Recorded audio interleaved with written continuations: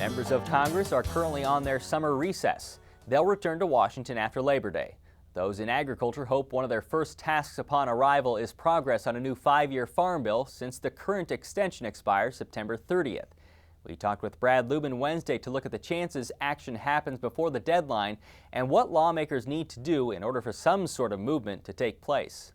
It's interesting and frustrating at the same time. You know, the House did pass its farm-only version back the second week of July, and there was talk of, okay, we're ready to go to conference. Well, no, the House wants to push a nutrition-only bill so that they have a voice on that as well, but that didn't happen in July either.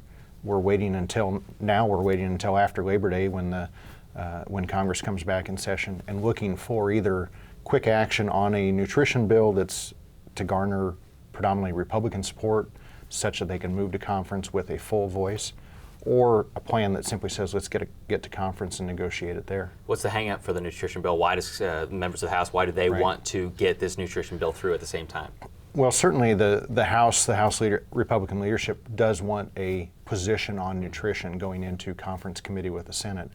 When the bill failed in June, including both farm and food provisions, it was the food provisions that simultaneously cut too much to satisfy most of the Democrats, but didn't cut enough to satisfy the right wing of the Republican Party.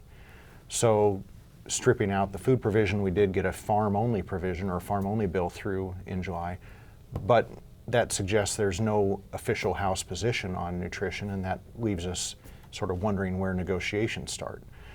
The challenge now is the House wants a nutrition position. To get a nutrition-only bill through, it probably leans further right and does even more cuts than what failed back in June. But that's only to get to negotiations with the Senate, where the final product will probably be left of where they failed in June. And they don't get there until September when they come back from recess. They don't get to start that discussion in earnest until September, with little chance that we'll get it done by the September 30th, nil chance that we'll get it done by September 30th. Which means again? We get to talk about permanent legislation. Recall the House Farm Bill would actually repeal the old permanent legislation and update it with new, but that doesn't count now. In the meantime, we still have the 1949 permanent legislation. Okay, this is not an extension to what is currently in place. It is back to 1949. If nothing is in place by the end of September, theoretically, we immediately return to permanent legislation of 1938 and 1949. We ignored that last year up until the end of the calendar year, because for about 3 months you can sort of pretend that permanent legislation doesn't exist because it affects the next crop, not this crop. Well, that's the 2014 crop, and the first official crop is milk, which gets harvested every day, including January 1st. That's why the end of the year suddenly became the milk cliff, and very likely, again, we'll be talking about the milk cliff before we finally see a product in the shape of a new farm bill. What's the best case scenario do you think of when there is actually a new 5-year farm bill? If I'm optimistic, as I've been for 3 years now. And what have you learned, Brad? What have you learned? I'm still optimistic based on the premise that eventually we know it's got to get done.